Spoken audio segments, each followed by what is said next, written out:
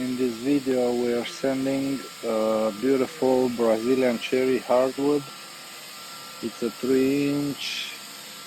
It was refinished, sanded down probably 15 years ago. Pretty badly done, so it's got a lot of waviness from the previous sanding. So what we're doing right now, we are removing the waves, doing a sanding cross cut using a 40 paper grid, and after this we're gonna do another 40 sanding paper grid